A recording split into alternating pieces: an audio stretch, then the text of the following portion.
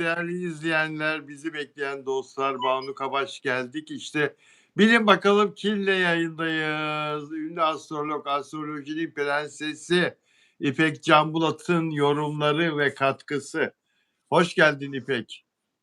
Teşekkür ederim, hoş buldum. Öncelikle hepinizi kucak dolusu sevgiler gönderiyorum. Hayırlı Ramazanlar diliyorum. Sanıyorum Ramazan'ın ilk yayını bu. Biraz tıklarsak, katılımcıları çoğaltırsak çok mutlu olacağım. Ramazan dolayısıyla herhalde böyle bir başladık. Gerçi ertesi günü senin yayınlarını biliyorsun Bilal abicim. Çok seyreden, izleyen var. Ama Evet, tıklarsak daha çok genişleteceğiz portföyü. evet. Arkadaşlar gelirler şimdi. Herkesin orucunu Allah kabul etsin. Amin. Ramazanınız mübarek olsun arkadaşlar. Herkese merhaba tekrardan. Lidya Bilal İpek demiş. Fransa'dan Lidya. Merhabalar. Melahat da burada. Dilafruz da burada. Sıla Deveci de geldi. Banu Kabaş zaten hep burada. Arkadaşlar umarım her şey yolundadır.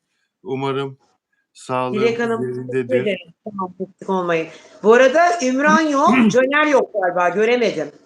Gelirler. Teşekkür ederim. Sağ ol Esra'm. Eksik olma. Dilek Şahyurt Almanya'dan özel abonem, teşekkür ederiz. İyi yayınlar diyor. Sana da selam veriyor İpek. E, Huri de burada. Huri Seymen de burada. Merhaba Huri. Elif Nur burada. Sonay burada. Dilek Şenyurt. Selam tekrar Dilek. Gönül, Dicle. Servin işi sağlam olmadan hiç olmaz zaten. E, Sana da bağlı. Bak Hola. senin çok sevdiğin ülkeden, Andorra'dan Emi Biliyorum. Guller. Nereden de yazıyor.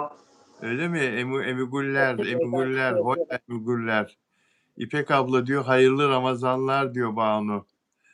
Banucuğum Özledik benim ya. çok değerli dostum. Buradan tanıştık kendisiyle ama. Caner hoş geldin. Evet, yavaş yavaş yayın tıklamalarınızla ve biraz da böyle katılımlarla çoğalacak, öyle ümit ediyorum. Yayınlarımız normalde 7'deydi ama Ramazan dolayısıyla 8'e aldık. Bunu ben sosyal medya adreslerimde de belirttim zaten. Hepiniz hoş geldiniz. Konularımız, gündemimiz çok güzel. Çalışarak girmedik doğaçlama yine ama tabii ki belirledik hangi konularla olacağını.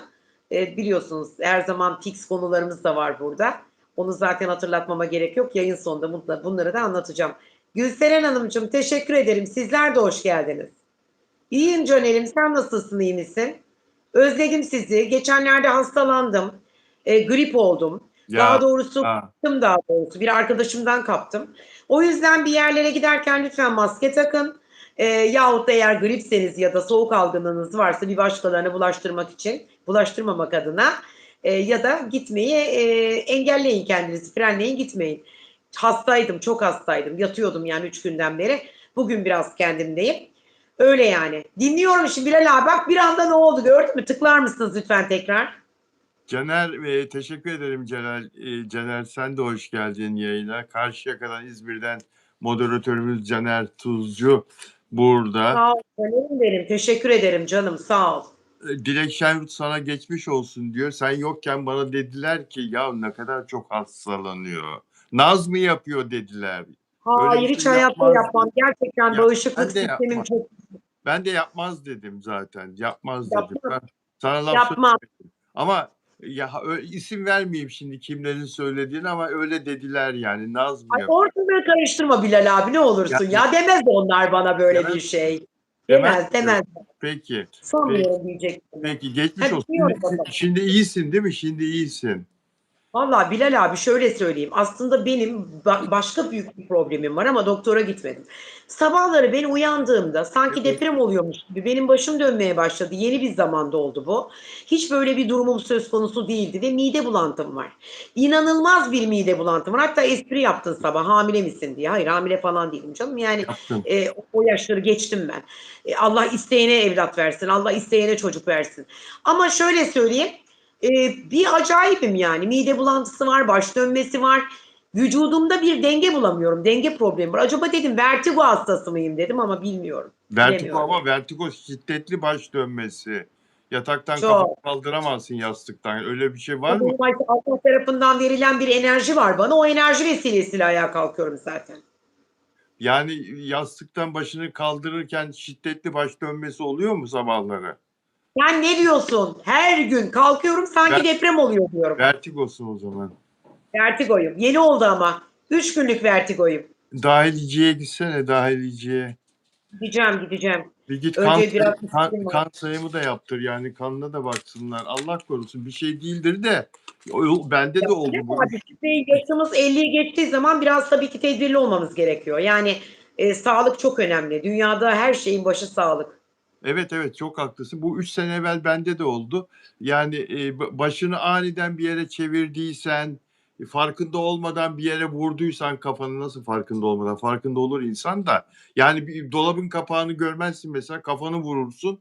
Of dersin, geçersin ama o vertigo yapar seni. Fakat tedaviyle iyileşiyorsun 2-3 günde ama, doktora gitmen lazım ki ilaç. Yani vertigo bu. Bu başka bir şey değil. Bu resmen bir vertigo yani. Bak Şebnem diyor. Nasıl biliyor musun? Sanki 9 şiddetinde deprem oluyor. Bir yerlere tutuna yürüyorum. Tamam, mide bulantısı da yapar. Şebnem de diyor geçmiş olsun. Şebnem de oldu aynısını, ben de oldum. Tamam, peki Bilal abi bir şey sormak istiyorum. Teşekkürlerimi iletin. Peki bu bir şeyden stres, üzüntüden mi oldu acaba? Bak stresten olur. Üzüntü, stres yapar. Kafanı bir yere çarparsın, ondan olur. Başka neden olurdu Şebnem? İç kulaktaki denge. Yorgunluk, uykusuzluk. Evet, kulakta dengesizlik, iç kulakta Sıvı. dengesizlik, sıvı kaybı filan aniden o da yapar ama doktor bunun teşhisini koyar. Kulak doktoru da yapar, koyar. Kulak doktoru da koyar. Kulak, burun, boğaz, dahiliye de bilir. Doktora gitsen daha iyi olur. Gideceğim. Hadi başlayalım ne olur. Çok güzel konularımız var bugün. Evet, şimdi yine bir operasyon olmuştu. Önceki gün uyuşturucu operasyonu 2 gün evvel ve dün bu operasyonla ilgili önemli şahıslar serbest bırakıldı ama işin perde arkasında onların aslında uyuşturucu kullandıkları ortaya çıktı. Birisi hariç. O konuyu konuşalım istersen şimdi. İsmail Hacıoğlu oyuncu yasaklı madde kullandığını kabul etti ve Cennet'in Çocukları dizisinde oynuyordu. Akşama doğru gelen bir haber, TRT Cennet'in Çocukları dizisinden İsmail Hacıoğlu'nu başrolü çıkardı yasaklı madde kullandığı için ve şimdi diziye başrol oyuncusu aranıyor. Böylesini de ilk defa duyduk. İlk defa gördük. Başka bu İsmail Hacıoğlu'ndan başka Duman grubundan Kaan Tangöz'e o da yasaklı madde kullandığını kabul etti. Hatta onun evinde biraz marihuana da bulundu. Kabul etti. Ama ben çok fazla kullanan biri değilim dedi. Başka Murat Dalkılıç, ben yasaklı madde hiç kullanmadım, kullanmıyorum dedi. Murat Dalkılıç. Tabii hepsinden saç örneği, kan örneği verildi, alındı. Adem Kılıççı bu Survivor'da birinci oldu biliyorsun 2 kere. Ünlü boksör Adem Kılıççı. Ben bir hafta evvel kardeşimi kaybettim kanserden. O acıyla yasaklı madde kullanmıştım. Rahatlarım diye. Bahaneler de var yani bu yasaklı maddenin bir de bahaneleri de var ya. Bunun Var. bahanesi olabilir mi ya? Var. Pişmanım dedi. Yani bazı isimler de var ki tutuklandı onlar da yasaklı madde kullandıkları için değil de yer gösterdikleri için, temin ettikleri için, başkalarına ikram ettikleri için tutuklanan isimler de var ama ünlülerden bu kişiler. Bu operasyonlar ne diyorsun? Devam eder mi sence yasaklı madde operasyonları? Tabii ki devam edecek. Çünkü şu anda ülkemizde korkunç bir denetim ve inanılmaz büyük operasyonlar var. Bu sadece narkotikle alakalı değil. Bu sanal bahis operasyonu var. Yani gayrimeşru olan her şeyle alakalı kara para operasyonu var. Bakın dikkat edin arabaların bagajlarında milyon dolarlar bulunuluyor. Daha önce bir neydi? Seçil neydi ya kızın adı? Unuttum, bu futbolculardan falan para almıştı. Ha, ha, Seçil, banka müdürü, eee, evet. Neyse. Volkan diyeceğim geliyor, unuttum. Ondan sonra, böyle bu tarz, yine, bir sürü, ortalıklarda dolanan kara paralar var. Aynı zamanda uyuşturucu kullanan insanlar var. Yine aynı zamanda gayrimeşru işlerle uğraşanlar var. Devlet bu konuda şu anda çok hassas. Hem bu sanal bahisin peşinde hem de narkotiğin peşinde devam edecek, doğrudur. Dikkat ederseniz sosyal medya üzerinde de birtakım, işte, ne bileyim, kişileri, özellikle fenomenleri, şey yaptı, yine de böyle gözaltına aldı ve çoğu da cezaevinde. Bunlardan başta bir tanesi Murat Övünç, bir tanesi Mika Run, işte bir tanesi, neydi, unuttum, dün Hakan Kakız'ı, tutukladılar. Ondan önceki gün başka biri. Yani bu konuda LGBT'ler. Onlar LGBT evet, evet, değil evet, mi? çok Yani dikkat onlarla edin. ilgili bir Çok operasyon da var. evet, Onlarla çok ilgili bir dikkat edin buna. operasyon da var, evet. Evet ve dolayısıyla devlet aslında bunlara bence, iyi yapıyor. Çünkü sosyal medyada ben gördüğüm kadarıyla abuk subuk, hareketler, davranışlar, topluma, çok kötü örnekler. Aynı zamanda bu narkotik biliyorsunuz, yani bu uyuşturucu denen illet aslında gençleri aşılayan, yeni Evet, gençliği. Ben bir anne olduğum için söylüyorum. Çünkü benim de, buluğ çağına girecek olan bir genç kızım var.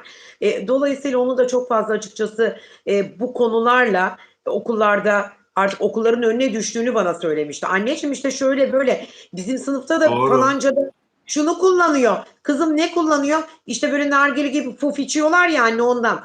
Yani bunu bile artık daha ortaokul çağlarında okullara kadar indirebildiklerine göre bence uyuşturucuyla ilgili mücadele edilinmeli diye düşünüyorum. Bence devletimiz de bu konuda çok takdir ediyor. Evet, hepimizin çoluk çocuğu var. Son Evet, derece doğru yapıyorlar. Bu arada uyuşturucu kullandığı gerekçesiyle sorgulanan ünlülere sorgu sırasında kazançları da soruldu. Bu usuldendir. Aylık kazancınız ne kadar diye sorulur. İsmail Hacıoğlu aylık kazancının 1 milyon lira olduğunu söyledi. Bu başrol oyuncusu. Kaan Tangöz'e aylık kazancının, bu Duman grubunun solisti, kurucusu, 600 bin lira ile 800 bin lira arasında değiştiğini söyledi. Adem Kılıççı aylık kazancının 300 bin lira olduğunu söyledi. Bu spor salonu çalıştırıyor Adem Kılıççı. Murat Dalkılıç şarkıcı, 250 bin lirayla 300 bin lira arasında kazancı olduğunu söyledi. Murat Dalkılıç. Murat Dalkılıç. Demek ki az konser yapıyor ya da düşük düşük gösteriyor. Vergiden dolayı çoğu düşük gösteriyor zaten. 300 bin lira falan kazanmıyor. Zaten bir gittiklerinde onun 3 katı kadar para alıyorlar. Öyle bir şey yok yani. Evet, demek ki vergiden dolayı düşük gösteriyorlar.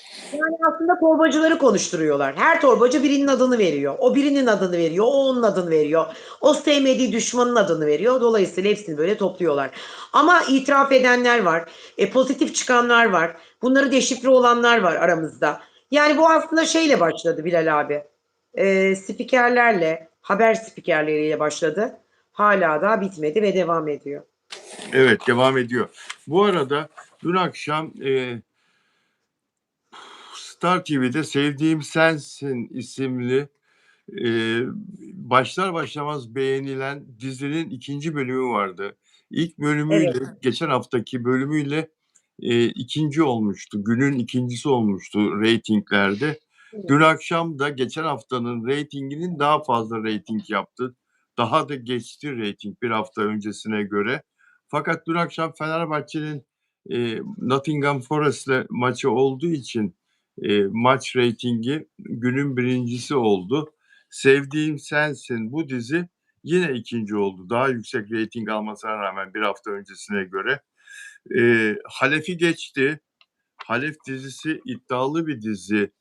Perşembe günleri. Veliaht, Veliaht dizisi ikilere düştü reytinglerde. Veliaht dizisi de kaldırılacaklar şeyine girdi. Yani o da tehlike hattına girdi, Veliaht dizisi de.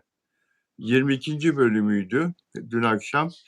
Reytingi ikilerde yaptı. Zaten İnci Taneleri kaldırılacak, o da dün akşamdı. O da daha da düştü reyting olarak. Ya yazık, diziler tutunamıyorlar. Yani tutunamıyorlar. Şöyle bir bakıyorum da tekrar. Dün de yayında tehlike hattına giren dizileri söylemiştim. Onlara Veliaht'ın da katılması enteresan oldu. Bir de bu her neyse onu sonra konuşuruz. Peki şimdi ilginç bir konu dikkatimi çekti. Sen aynı zamanda psikologsun. Aynı zamanda bir genç kız annesisin. Senin de fikrini, görüşünü almak istiyorum. Şimdi bu Evet. Anlı dizisinde Mert Ramazan Demir'le oynayacak olan Mina Demirtaş var. 18 yaşında. Bu daha evvel en son Özcan Deniz'in Kızıl Goncalar'da Özcan Deniz'in kızını oynayan Zeynep karakteri. 18 yaşına girdi ve 18 yaşına girişini Final Legal yazdığı üzerine bir pastayla sonunda yasal yazdığı bir pastayla kutladı. Yani bunu bekler mi böyle 18 yaşına gireyim de sanki muradıymış gibi 18 yaşına girmek. Yani bu yeni Yani bu 18 yaşına girmek Z kuşağı için çok özgürlüğünün mu? konusunu açıklıyor yani aslında burada. Hani artık ben özgürüm demek istiyor burada. Ama zaten burcu da onu gösteriyor. Çünkü Kova burcu. Yani Kova burcu 19 Şubat doğumlu bu kızcağız. Kova burcu olduğu için özgürlükçü bir yapıya sahip bu. Burada da artık yani ben özgürlüğüme kavuştum. Kimseye hesap verecek durumum yok diye saçma Olur mu? sapan. Bak, buna katılmam işte bak. Ne demek hesap verecek? Onun fikri o, benim Anne değil. baba ne oluyor? Benim değil işte kendi fikirleri. Ha doğru mu? Şimdiki nesil öyle Bilal abicim maalesef öyle. Laf da geçiremiyorsunuz şimdiki nesile. Allah Allah. Ya git evlen Her o şeyi zaman çok kızım doğru ya. onlar biliyor. O zaman git evlen. Kimse sana karışamaz nasıl olsa. Olur mu öyle şey Ne ya? demek istedin yani bu pastada ben size soracağım. Benim anladığım bu. Özgürlükçü bir insan 19 Şubat Kova burcu olduğu için bunu açıkladı ama siz ne algıladınız buradan? Ne anladınız ve hissettiniz? Ben de yani bu kadar bunu önemsemesi ya ben 18 yaşına girdiğim zaman bir heyecan duymuştum ama hiçbir zaman annem çocukluktan çıktım, genç oldum filan diye bir heyecan duydum. Hiçbir zaman hani 18 yaşına kadar hala Özgürlüğüne çocuk doktoruna kavuştum, gidersin. ailemden ayrılıyorum diye bir durumun söz konusu olmadı herhalde. Hayır canım olur mu öyle şey? Ya aileden ayrılacağım diye öyle bir şey beklenti zaten hiçbir zaman olmaz. Şimdikiler Öyle bir maalesef öyle aslında onu kutluyorlar. Yani özgürlükleri, yalnız kalmayı. ama Eee bizim örf ve adetlerimizde aile önce gelir, kutsaldır ya. Bizde öyle evet öyle ama Amerikalılar işte gibi, Almanlar gibi hadi ayrı eve çıkalım 15 yaşına gelince. Bizde öyle bir şey yok ki. O Avrupa'da var biliyorsun yani. Onlar durmazlar hiçbir şekilde. evet, evet. Yani bırak 18'i 14-15 yaşından sonra büyüklerine hesap vermezler bile yani. Bunu ben bilmiyorum. Biraz üzerine İngilizce final legal falan yazması yani. Ya şimdi ne olur hukuken reşit oldun tamam ama yani Eee araba ehliyeti alabilirsin bu güzel bir şey. Oy kullanabilirsin. Tamam. evet o Bankada da hesap güzel bir şey. açabilirsin. Noterde işin varsa işlem yapabilirsin. Ne bileyim bunlar güzel şeyler ama yani Evet. ya özgür oldum artık özgürüm. Kimden özgürsün? Hangi cezaevinden salıverildin ya? Olur mu öyle şey ya? Ben ona katılmıyorum ya. Yani ben eski kafalı mıyım? Ne diyorsun? Öyle miyim Hayır değerli eski izleyenler? şimdiki nesille yeni nesil arasında yani eski nesil arasında çok büyük fark var. Mesela birisi yazmış bana 50 yaş Kova burcuyum valla. Bakkala bile gidemiyoruz. Ne özgürlüğü. Siz o zaman yani ben astrolog olarak bu yorumu yaptım. Kızcağızın doğum tarihine baktığımda 19 Şubat yani Kova burcunu simgeleyen şeyleri gördüm orada doneleri. Dolayısıyla kendisinin özgürlükçü, hiç kimseye hesap vermeyen ve aynı zamanda böyle ruhu geniş olan, hatta kovaların öyledir, egoları da vardır. Aynı zamanda insanlarla iletişim problemleri de yaşarlar. Her şeyi ben bilirim derler ama sonunda yanılırlar. Tabii bunların sadece burçlarla da alakası yok. Mesela yükselen burçla da alakası var. Mesela Mert Ramazan Demir de Kova burcu. Ama uyarıları dikkate alan, aynı zamanda yine söylediğin ve eleştirilerine mantıklı cevaplar veren, davranışlarıyla bunları gösteren, hatta bir uyarı yaptıysan ve onu eleştirdiysen bir konuda nerede hata yaptım diyen ve o hatasını bilip o hatasını telafi etmeye çalışan bir özelliğe sahiptir. Şimdi bu kızcağız da Kova burcu olduğu için geri falan kalmadın sen. Ben de geri kalmadım. Çünkü hemen hemen aynı jenerasyonuz. Ben de ailemden öyle gördüm. Ama bunlar değişikler, farklılar, öyle söyleyeyim. Çok farklılar. Yani bunun aslında baktığın zaman biraz da nesille de alakası var. Arkadaş ortamlarına da alakası var. Okulla da alakası var. İlk eğitim zaten ailede başlar. Ailede. Sonra ailede başlar ilk eğitim. Sonra okulla devam eder. En önemli faktör arkadaş çevresidir ve burada kalır. Artık ailenin de bir ehemmiyeti kalmaz bu konuda. Ailenin de bir ehemmiyeti kalmaz. Tabii kalmaz. Çünkü Kalmaz. arkadaşla devam eder. Evet. Evet. Okular ve yanlışlar çoğalmaya başlar o zaman. Evet, değerli izleyenler, Afra ve Mert'le ilgili ilginç bir konu var. Onu konuşacağız biraz sonra. Afra Saraçoğlu ve Mert Ramazan Demir'le ilgili. Ondan önce sevgili İpek bir duyum aldı. Daha doğrusu bir haber konusunun içine düştü dün gece. Çok ilginç bir konu. Ünlülerin köpek kavgası. Onu da biraz... Koko'nun kavgası. Ne oldu? Ne oldu? Koko'nun kavgası. Koko. Hilal Cebeci'nin köpeği Koko. Evet. Koko. Ünlülerin köpek kavgasını biraz sonra konuşacağız. Ama bu çok ilginç, çok enteresan bir konu ama anlatma şimdi. Biraz sonra konuşacağız. Tamam. Siz ne zaman arzu ederseniz o zaman paylaşın izleyenlerle. Çok enteresan. Ben de kendimi zor tutuyorum. Sana anlatma diyorum ama hakikaten çok... Ben yani çok üzgünüm. 2 gündür Hilal'le birlikte biz uyuyamıyoruz yani sabahlara kadar. Sen de mi uyuyamıyorsun? Uyuyamıyorum. Sen de uyuyamıyorsun. Biliyorsun benim kırmızı çizgim hayvanlar. Özellikle köpekler. Kırmızı bir çizgim var. Evet. Üzülüyorum onlara. Hatta şu anda da bazen seviniyorum, bazen üzülüyorum. Sokakta bakıyorum, eskiden çok köpek vardı. Şu anda yok. Belediyeler bunları toplamışlar. Artık kendileri biliyor gerçekleri. Yani rehabilitasyonda çoğu, bazıları barınaktalar. Ben elimden geldiğince maddi manevi destekte bulunmaya çalışıyorum. Ama baktığım zaman sokaklarda olmaması beni aslında biraz sevindiriyor. Neden? Çünkü hava çok soğuk, yemek yok, işte besleyen yok. Yok yani. Bir Bağdat Caddesi gibi değil bazı yerler. Bağdat Caddesi'nde ben eskiden bir çıkardım sabah, rahmetli önce Billur Kalkavan'la karşılaşıyordum. Allah Hep rahmet Billur'u eylesin. görüyorum Erenköy'de. Allah rahmet eylesin. Rahmet andı Cuma gününün yüzü su hürmetine.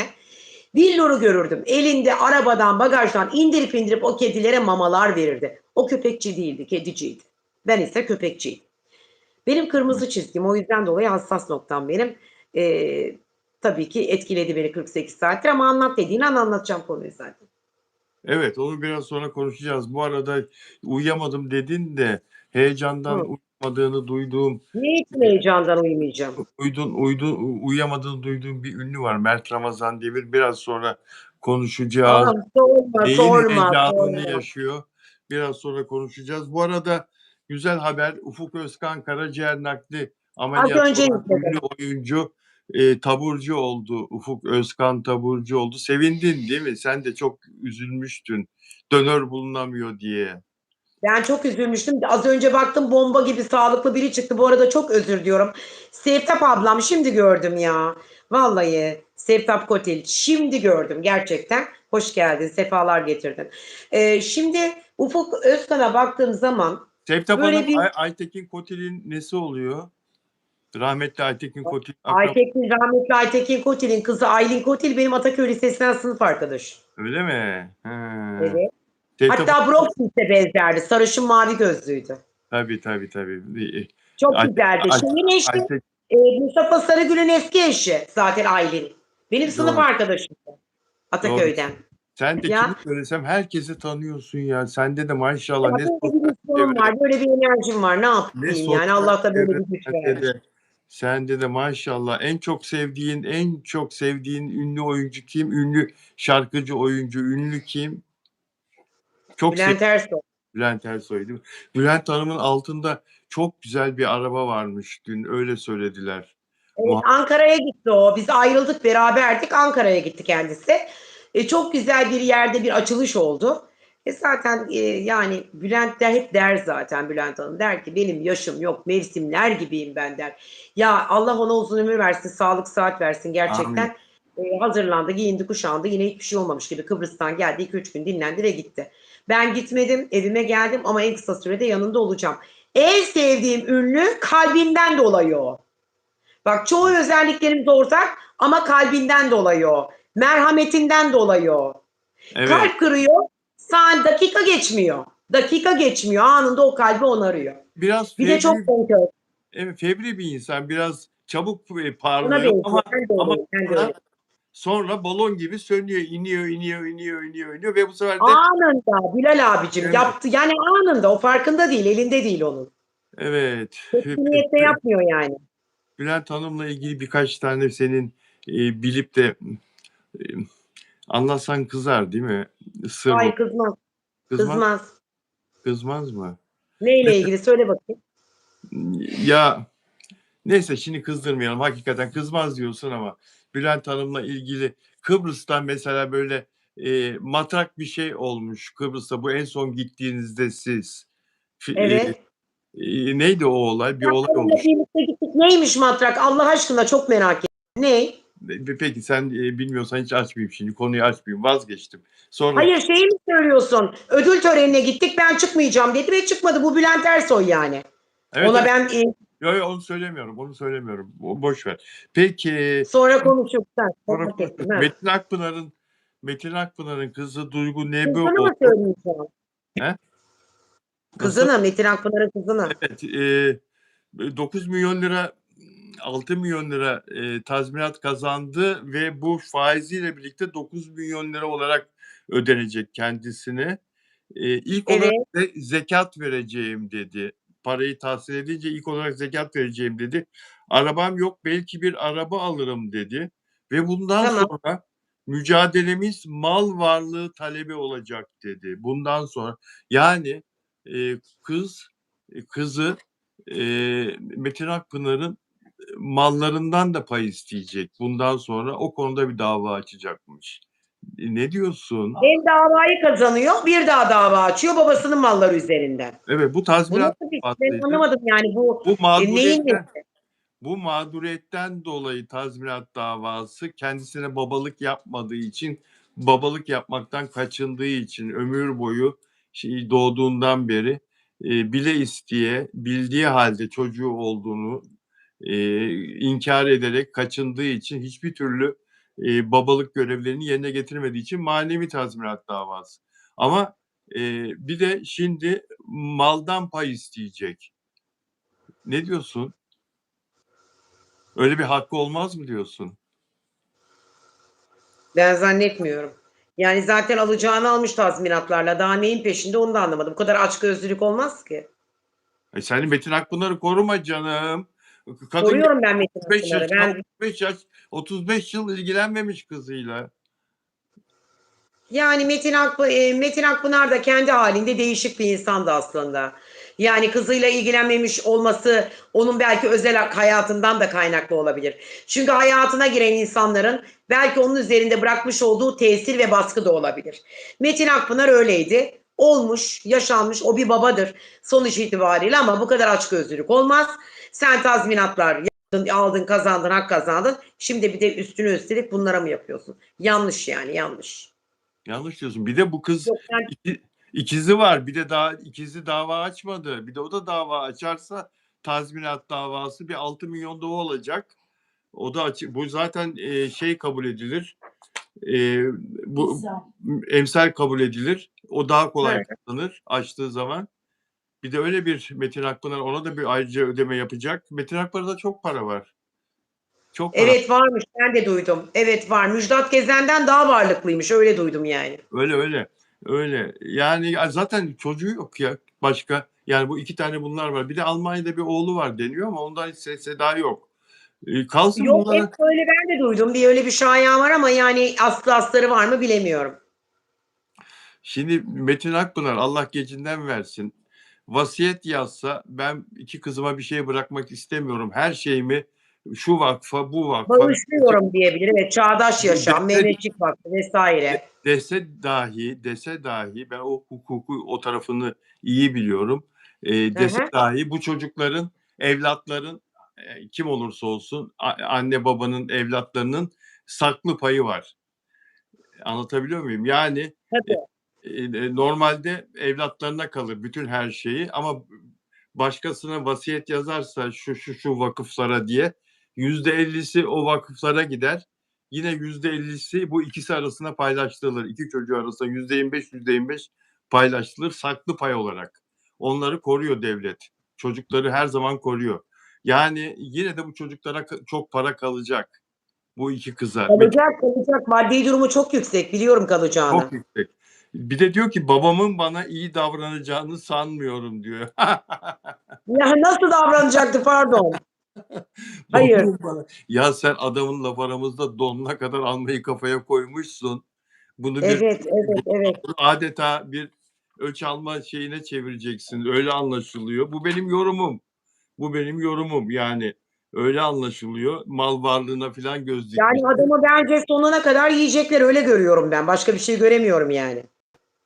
Ya burada Metin Akpınar'a ben yine de hak vermiyorum. Bu kızlar yine de haklı be. Yine de haklı ya. Ya düşünsene ya. Başkasının elinde büyüyor, başkasının anne baba biliyor ve ondan evvel çocuk esirgeme kurumunda 10 sene kalıyorlar. Kolay değil ya. Kolay Doğru değil. söyledin. Haklısın yani. O çocuk Doğru. esirgeme kurumunda itilip kakılıyorlar. Bazen aç, bazen tok uyuyorlar. Sevgisi yok, baba sevgisi Anne yok. sevgisi, baba sevgisi yok diyor Şebnem. Kolay değil ya. Doğru söylüyor. Evet, yok. Anne Kolay. sevgisi, baba sevgisi yok. Yani ben burada Duygu Nebioğlu'nu haklı görüyorum. Bilmiyorum kim ne derse. Bir de Metin Akpınar ilk başta kabul etmedi filan ya. Bir dakika. Bak orada seninle hemfikirim. Başta kabul etmedi, ondan sonra kabul etti. Burada Evet. yanlış yaptı. Çünkü insan evladını asla aynısını Emrah da yaptı. Küçük Emrah da yaptı. Kabul Yaptı. etmedi. Bir iki tane küçük tefek bir şeyler verdi başından sıpıtıp atmak için. Evet. Bunlar annelik babalık böyle olmaz. O Emrah zaman dikkat edeceksiniz ilişkilerinize. O zaman yapmayacaksınız kardeşim çocuk. Bu kadar basit yani. Planlanmamış kaza ile doğmuş çocukların sonları böyle oluyor işte. planlanmamış kazayla Evet, planlanmamış kaza ile doğmuş çocukların sonu böyle. Ama mesela bir bak, planlanmış çocuklara, tüp bebeklere bak. Ya da ne bileyim laboratuvarda olmuş çocuklara bak. Planlanmış çocuklara bir bak. Bir de planlanmamışlara bak. Arada çok büyük fark var. çok büyük fark var arada. Ya şimdi önüme bir haber düştü. Ne gibi? Bir dakika. Dünyanın en pahalı cep telefon numarası diye 10 milyon Katar riyali ödenerek satılmış açık artırmada. Numarayı çok kolaylıkla söylenebilen bir numara. Bir dakika, bu 10 milyon Katar riyali ne kadar yapıyormuş? Enteresan geldi bana. 2.75 milyon dolar. 2.75 milyon dolara 6 rakamdan oluşan bir hat, telefon numarası.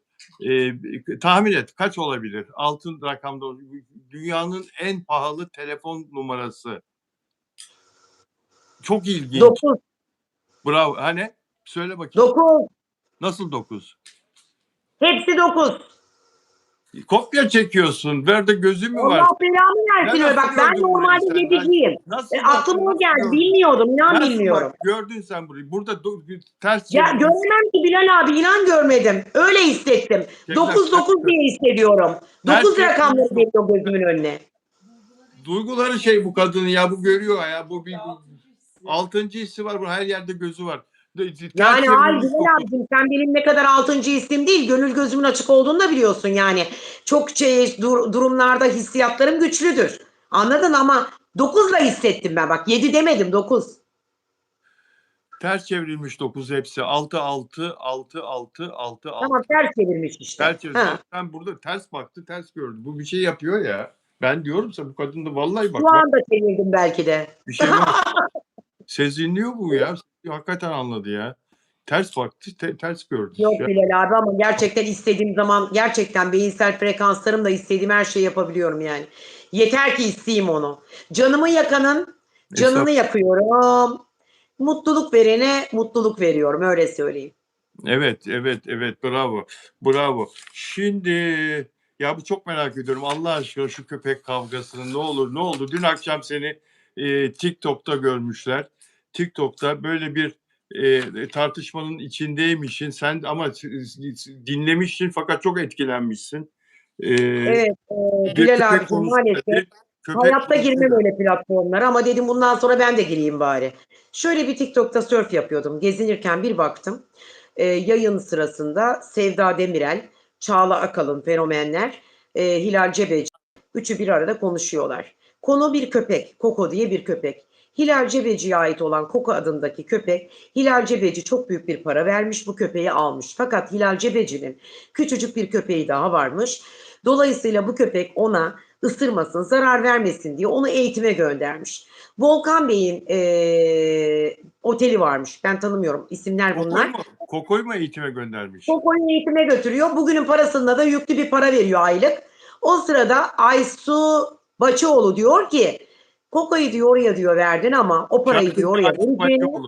Şarkıcı Efendim? Aysu Bacıoğlu. Şarkıcı Aysu Bacıoğlu Evet, değil mi? şarkıcı Aysu eski manken. Eski manken. Şarkıcı Aysu Baçıoğlu doğru. Çok Diyor ki fırtına Koko'yu diyor. gibiydi. Podyumlarda fırtına estirirdi Aysu Çok Bacıoğlu. güzel bacaklı bir kız. Bacağını bilmiyorum. Şebnem var şimdi. Nereden Yok çıktı? hayır bak Tuğba Özay 1, Gizem Özdilli 2, Aysu 3. 3 tane tanırım. Dördüncüyü bilemem yani. Tamam geç. Bacaktan bize ne ya? Evet. Bunlar bacaklarıyla para kazanıyorlar. Podyumlara sen kısa bacaklı manken çıkarır mısın? O dedi. Ben demiyorum ya. Bakma bana öyle ki Allah Hayır aşkına. Şebnem Hanım yani ben gerçeği... Söylüyor. İpek Hanım doğru. Tamam doğru söylüyor. Evet. Ama Efektif. doğru değil.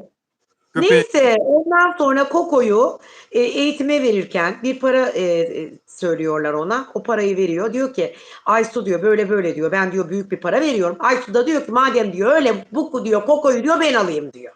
Nasıl Tamam alacak? diyor. Yani ne olarak alacak? Ben diyor bakayım Koko'ya diyor. Aysu da diyor ki Hilal'de peki tamam diyor.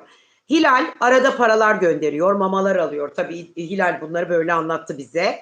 Dedi ki ben para gönderiyorum. İşte dedi mamalarını alıyor, aşılarını yaptırıyor. Maddi manevi arkasındayım dedi Koko'nun. Fakat dedi Koko dedi eğitimden döndükten sonra Aysu'nun evine gitti Zekeriya köydeki evine ve Aysu orada ona bakmaya başladı dedi. Bu meyanda ikisi de aynı anda TikTok'ta program yapıyorlar. Bir program yaparken Aysu'ya ulaşmaya çalışıyor ama Aysu bunu her yerden engellemiş. Kimi? Hilal de tutturmuş Koko'yu da göreyim diye. Hilal'i mi Şimdi- engellemiş? Köpeğin sahibini engellemiş Aysu Bacıoğlu öyle mi? Evet. Çünkü demiş ki Hilal'e sen demiş bu demiş köpeğin çipini kendisinden artık çıkart. Bu çipi ben üstlenmek istiyorum. Çipini kendi adıma yapacağım demiş. Aysu Bacıoğlu. Aysu Baçıoğlu demiş. Sonra Hilal de bu çipi tamam olur demiş. Nasıl olsa demiş güveniyorum sana. Çok da seviyorsun hayvanları. Bu Koko'yu sana veriyorum demiş. En son Koko'yu alıyor bu. Ondan sonra bakıyor. Uzunca bir zaman bakıyor. Sonra Koko ne hastası? Epilepsi hastası oluyor. Alıyor işte bir veterinerlere götürüyor Aysu.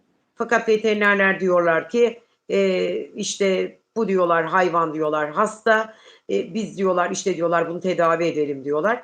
Fakat öyle bir büyük bir tartışma var. Şimdi sen Hilal'in anlattığına göre iddia üzerine konuşuyorum. Diyorsun ki ben bu köpeğe bakarım. Oraya vereceğim parayı bana ver ve arada da Hilal'e telefon açıp mama parası, aşı parası, tas parası, tasma parası, hastalık parası vesaire diye söylüyorsun. Ondan sonra da Hilal'e bu hayvanın epilepsi olduğunu ve gerçekten bu hayvanın tümör olduğunu anlatmıyorsun. Tesadüf eseri ben yayın sırasında ansızın alttan Sevda'ya mesaj attım. Beni yayına al diye. Sevda O kim? ana kadar Demirel, Sevda- Sevda Demirel evet. O O da ana ünlü. kadar ben Sevda bilmiyordum. Demirel de ünlü. Şarkıcı Sevda. Eski manken. Evet, O da evet. yayında. O da Hande Ataizi hikayesinden olan Sevda. Tokatlayan. Evet. Sonra Hilal Cebeci diyor ki ben diyor bu diyor köpeği diyor verdim diyor baksın diye diyor. Fakat beni her yerden engelledi çipi de üstüne aldı. Ve Evet. ben ona sağlıklı verdim bu hayvanı. Sağlıksız vermedim diyor. Ve o Hayvan ana kadar bir saniye öldüğünü bilmiyormuş. ne? Öldü mü hayvan? Ne zaman Koko öldü hayvan? ölmüş. 5 ay önce ölmüş Koko. Yapma be. Evet. Hilal'in 5 haberi ve yok. bunu inanır mısınız? Bakın Koko'nun öldüğünü saklamış Aysu. Sevda da yayında bunu patlattı. Dedi ki ben sana gerçeği söyleyeceğim artık Hilal. Bu konuyu kapat. Üzüleceğini biliyorum ama Aysu sana söyleyememiş. Senin vermiş olduğun Koko Evet. ölmüş. Eyvah. Hayvan ölmüş. Kim İyice öldürdü yer hayvanı? yerinden oynadı. Yer yerinden. Kızılca Yapma. kıyamet koptu. Hilal yıkılmıştır yayında. Hilal uyuyamadı 48 saattir. Ben de onunla birlikte uyuyamadım. Ne yapabiliriz dedi. Bana O ver sırada gibi Aysu oldum dedi diyorsun ki ya. Sen ayakta iyi duruyorsun ya. İnsan kalpten bir gider dakika, ya. ben iyi değilim, iyi değilim. Ben iyi 2 gündür iyi değilim. Neden? Çünkü ya. Aysu dedi ki ben bu hayvanı aldım dedi. Zeytinburnu dedi. Veteriner kliniğine götürdüm. Kafayı çalıştırdım diye. 10 sene önce benim bir cooker'ım vardı. Ben de oraya götürmüştüm. Orada bir profesör var. Kürşat Bey. Tanır mısın? Kürşat Bey kim tanımaz ya? Türkiye'nin en iyi veterineri. Şeyde İstanbul Avcılar'da veteriner fakültesinde hoca, profesör. Aynen öyle. Benim de bir Evet. emniyet müdürü arkadaşım vardı. Köpeğim yabancı cisim yuttu diye beni Kürşat Bey'e göndermişti. Kürşat Bey'i 12-13 yıldır tanırım. Çok da severim. O da beni çok sever. Şimdi ben bunu yayında duydum ya. Alttan Evet. yazı yazdım. Çabuk beni yayına alın diye. Canlı Evet. yayına alın beni. Ansızın Sevda dedi ki bir saniye çocukluk arkadaşım İpek burada bir şeyler anlatmak istiyor dedi. Çıktım yukarıya. Dedim ki kızlar sabahtan beri sizi dinliyorum. Nerede Ama bu yukarı? köpek Nerede yukarı çıktın? TikTok'ta Kendi yayında yani senin gibi canlı yayına çıktım böyle anladın mı? Evet, evet, evet. Kızlar dedim ben dedim konuya dedim burada dedim vakıfım duyuyorum ama dedim Zeytinburnu Veteriner Kliniği dediniz. Bu arada Aysu pat dedi yayını terk etti gitti. Yayında da değil pardon özür diliyorum. Çağla'nın telefonundan yayına bağlandı Aysu. Ondan sonra bir Koko hikayesi şu an hala da gündemde büyüdü. Akşam saat 8'den sonra TikTok'ta bütün mevzu Koko üzerine ve Aysu bu köpeğin öldüğünü saklayıp Sevda Demirel de bu köpeğin öldüğünü söyleyince iyi ki de söyledi Sevda. Söylemeseydi kim bilir nereye kadar bu olay gidecekti. Nereye kadar Hilal öldüğünü bilmeyecekti bu hayvanın. Yazık Ve ya. dolayısıyla işin tuhafı Hilal'in iddiasına göre diyor ki ben diyor TikTok'ta yayın yaptığım zaman bana diyor ki diyor Koko'yu özledim Aysu ne olur bana göster diyormuş. Evet. Aslan atarsan gösteririm. Universal atarsan gösteririm. O ne Bunlar onlar? çok büyük. Hediye bunlar. TikTok'taki çok büyük hediyeler. Yapma ya. Ama meğer köpek ölmüş. Onları atarsan gösteririm diyor. Evet ama köpek ölmüş. Ay Aysu Bacı ona bak. Hilal bağlanıp kendini ifade edebilir. İsimleri geçenler Aysu Bacıoğlu bağlanabilir. Kendini ifade edebilir. Bu köpek ölmüş ha. Hem de 5 ay önce ölmüş. 5-6 ay oluyormuş. Bu arada ben dedim ki ben yayına onun için çıktım. Zeytinburnu Veterinerlik Kliniği'nin sahibi Kürşat Bey benim çok yakın ahbabımdır. Şimdi kendisinden gerekli olan bilgileri öğreneceğim dedim. Ve gerçekten orayı sabahın saat 8'inde aradım. Köpeğin öldüğünü öğrendim. Neden öldüğünü öğrendim. Önce ben ihtimal vermemiştim tümör olduğuna. Ama tümör demediler yine de. Epilepsi. Yani bayılıyormuş köpek epilepsi. Ama Aysun'un iddiası bana zaten sağlık problemi olarak getirdi Hilal dedi. Ben böyle bir şey asla inanmıyorum. Hilal böyle bir kız değil. Ben dün tanıdım. Dün değil evvelsi gün tanıdım. Dünya tatlısı, dünya şekeri bir kız. Allah herkesin kalbine göre verirmiş. Gerçekten iyi ki de tanımışım. Bu kadar mı hayvansever biri olabilir ya? Bu kadar mı olabilir? Sürekli hayvan barınaklarına, bağışlarda bulunan, sokak hayvanlarını toplayıp ameliyat ettiren, bütün parasını pulunu onlara harcayan. Ama köpeğini vermeseydi ya. Ama ikinci bir deli de Sevda. O da bu konuda deli. Sevda'yı da biliyorum. Hamile kedilere bakar. TikTok'ta bunlar yayın yapıyor. Kedileri köpekleri doyurmak için. Ama köpeğini niye veriyor başkasına ya? Bak hayvan ölmüş ya. Çok Dedim seviyor ki madem. sen bunu vermeyecektin. Güvendiğin 20 yıllık arkadaşın diye sen bu hayvanı vermeyecektin. Bu Büyük hayvanı skandal vermeyecektin. ya. Büyük skandal ya. Yazık ya. Yazık hayvana ya. Hayvan yani uzun lafın kısası Koko ölmüş. Çok cins bir köpek. Poodle. Ama inanılmaz güzel bir köpek. Ve hayvanın öldüğünü de saklıyor sahibinden. 5-6 ay saklıyor Aysu Bacıoğlu ya. Niye yapar Aysu böyle bir şey ya? Saklamış. Ama çok Yani Hilal öyle anlattı. Saklamış maalesef. Sonra tabii ki Sevda bu olayı gündeme getirdi. Dedik ki Hilal üzülme. Ne olursun. Köpek öldü. Bunu mu Kız o Aman an şoka ya. girdi. Kilitlendi. Yayında Kilitlenir tabii kilitlendi. ya. Sen ciddi mi söylüyorsun dedi. Köpek ölmüş meğerse. Aa, Şimdi benim aklıma takılan şu. Aysu, Hilal'in anlatmasına göre.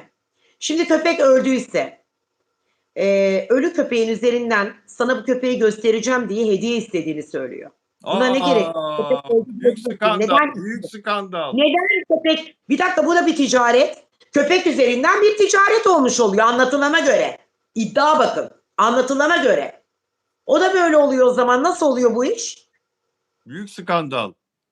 Çok büyük. Yani bir Koko, nur içinde yatsın zaten, cennetlik bunlar. Bunları Allah dünyaya getiriyor. Yani bizler vesileyiz bunlara bakmak için, mükellefiz. Onlara güzel bir hayat verelim, sunalım, yedirelim, içirelim ama onların hiçbir şeye ihtiyacı yok. Sadece sevgiye ihtiyacı var.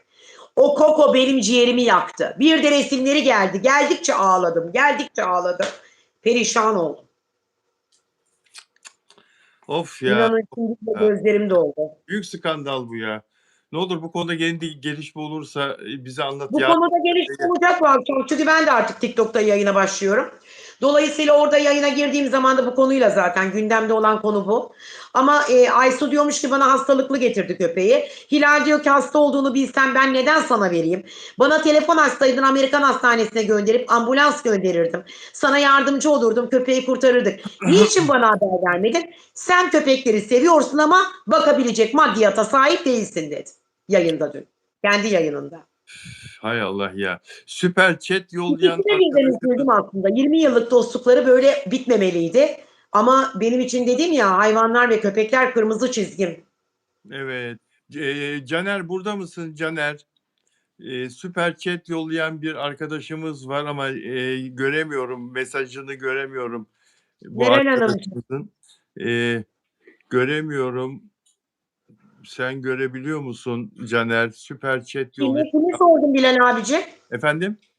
Neyi sordun, öğrenmek istedin, görebiliyor musun diyorsun? Bir seyircimiz süper chat yollamış da Hı hı. kendisine teşekkür edeceğim ama mesajını okuyacağım. Mesajını göremiyorum. Peki Caner sen gelirse bizi uyar olur mu? Önüme gelirse mutlaka demin geçti biz bu Koko vefat eden Koko ile köpekle ilgili ah vah ederken o arkadaşın mesajını görmedi. Peki görmedik. Çok yukarıda kaldı, göremiyorum diyor Çok Caner. yukarıda kaldı göremiyorum. Peki süper chat yollayan arkadaş kusura bakma mesajını göremedik. O yüzden okuyamıyorum. Peki şimdi ne olur bu gece hastasın, rahatsızsın biliyorum ama takip edebilirsen. Bilal abi. Bu Koko beni mahvetti. Yani bu Koko olayı beni mahvetti. Derinden yaraladı. Çünkü yavru, yani gençken ölmesi bir hayvanın çok acı. Anlatabiliyor muyum?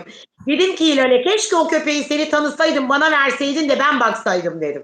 Belki sevgiyle iyileşir. Sevgiyle insanlar bile iyileşiyorlar. Kanserleri atlatıyorlar biliyor musun? Küçük Dünyada cins her şeyin köpeklerde, enerji meselesidir. küçük cins köpeklerde özellikle pudullar, Küçük değil bununki. Küçük değil. İri dede podul. Dede podul. Dede podul. yani bu epilepsi Toy podul ya da podul değil. Bu kaç kilo biliyor musun? 15-20 kiloluk podullardan. o anladım. Siyah beyaz. Buraları sipsiyah. Kulakları gör sipsiyah. Kaniş gibi. Çok tatlı. Çok tatlı. Küçük köpeklerde, küçük cins köpeklerde epilepsi çok oluyor. Benim hayvanlarımdan biri de epilepsiden kaybettik. Şebnem Lucky'yi. Lucky'yi Nasıl epilepsiden peki? kaybettik. İlaçları yok muydu? Tedavi ettirmedi mi? Var. Sana da şans diyorum. Var. Bak ne oldu yani? Var. Organ yetersizliğine çeviriyor sonra. İşte beyinde sorun oluyor filan. Vücuda, bütün vücudu. Yaşlanınca 13 yaşında kaybettik hayvanı. Yaşlı da sayılmaz çok ama. Yaşamış yine o kadar. Genç değilmiş yani. Evet. Oksijen tüpleriyle falan yaşattım son 6 ayını hatta değil mi Şebnem? Arabada bir oksijen tüpü. Küçük, iş yerinde oksijen tüpü, evde oksijen tüpü. Ağzından solunum. Ağzından solunum nefes veriyordum hayvana daraldığı zaman filan yani böyle Onu sağdı ya, o şekilde yaşattı. o şekilde yaşattık onu ama işte 6 ay sonra vefat etti. Artık Mart'ın ilaçlar da bir sağlık sorunu var mı acaba? nasıl? Tarçın'ın var mı bir sağlık problemi? Ya yok, o çok şükür fena değil, iyi. Kaç Bacağında yaşında Tarçın? Tarçın 11 yaşında. Eylül'de Eh, 11. 10. Şimdi Eylül'de 11 olacak, 10,5. Evet dostlar, şimdi Onur Akay'ın bir yazısı var. Biraz evvel yazdı Onur Akay. Yazıyı burada okumak istiyorum arkadaşlar. Mert ve Afra ile ilgili. hı. Show TV'nin resmi açıklamasına göre yazının yarısından başlıyorum. Show TV'nin resmi açıklamasına göre Delikanlı'nın çekimleri Şubat ayı sonunda başlıyor. Yani gün sayılıyor. Ancak ben tam tarihleri siz okurlarımız için öğrendim. Eğer hazırlıklarda bir aksilik çıkmazsa Delikanlı ekibi 23 Şubat Pazartesi günü sete çıkıyor. Mert Ramazan Demir'in Delikanlı isimli yeni dizisinin ilk bölümü ise 24 Mart Salı günü ekranlara gelecek diyor Onur Akay. Bayram 20 Mart. Bayramdan hemen 2 gün sonra Salı günü ekranlara gelecek. Biliyorsunuz Afra Saraçoğlu'nun Abi isimli dizisi de Salı günleri ATV ekranlarında. Yani iki sevgili Yalı Çapkını dizisinin unutulmayan başrol oyuncuları bu sefer rakip oluyorlar. Aynı gün ekrana gelecekler iki değişik diziyle. Biri Show TV'de, biri ATV'de. Ne kadar Mert Ramazan, enteresan değil mi? evet. Yani şimdi kanallar, yapımcılar, Ramazan Demir ve Afra Saraçoğlu Böyle bir rekabet var yani. Bir savaş var aslında. Gizli bir savaş gibi düşün bunu. savaş var. Rating yarışına girecekler. Dizinin Salı günleri yayınlanmasının kanalın isteği olduğunu, Show TV Mert'in dizisini Salı istiyormuş illa. Salı günleri Show TV'de yayınlanan Güldür Güldür Show'un ise Pazartesi ve Çarşamba gününe kaydırılacağını öğrendim diyor. Aslında Delikanlı dizisinin yapım firması dizinin Çarşamba günü yayınlanmasını istiyormuş. Bence Çarşamba Evet. günü olması daha iyi olacaktır. Afra ile Mert'i sevenler, her ikisinin de dizisini izlemek isteyen milyonlar var ve kanalın bu konuyu tekrar masaya yatırması gerekir diyor. Peki ya Afram cephesi, yani aşk cephesi ne durumda diye soruyor Onur Akay. Kime Ee, soruyor? Sana, bana, seyirciye tahmin ettik. Evet. Çünkü rakip yapacaklar. Onur bunu çok iyi biliyor zaten. Olayın realitesini biliyor.